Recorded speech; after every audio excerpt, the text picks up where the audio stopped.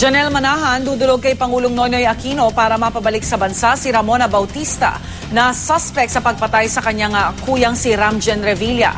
Inalmahan naman ang ina ni Ramona na si Jenilyn Magsaysay ang paglalagay sa kanyang anak sa red notice list ng Interpol kahanay ang ilang terorista.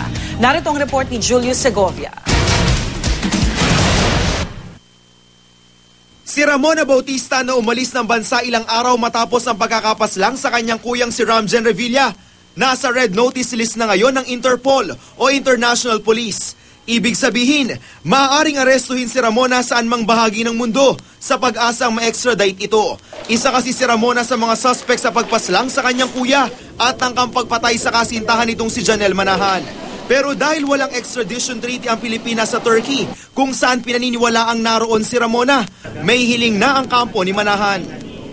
We will be requesting the assistance or the intervention of President Noynoy Aquino in petitioning or requesting from his counterpart, Turkish President Abdullah Gül, for the Turkish state to cause the deportation and repatriation of Ms. Ramona Bautista.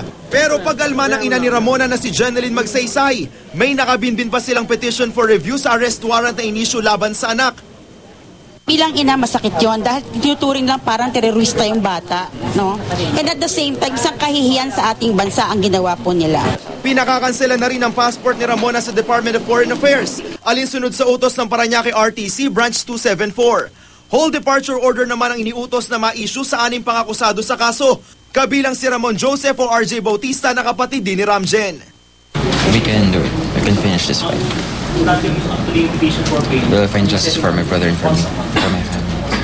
Ipinagpaliban na muna ng korte ang pre-trial para sa kaso ng pagpatay kay Ramjen Revilla at ang pagpatay sa nobya nitong si Janelle Manahan. Kailangan pa raw kasi munang markahan ang lahat ng documentary evidence bago masimula ng aktual na paglilitis. Kaya naman i-reset ang pre-trial sa March 15. Para sa unang balita, Julius Segovia reporting.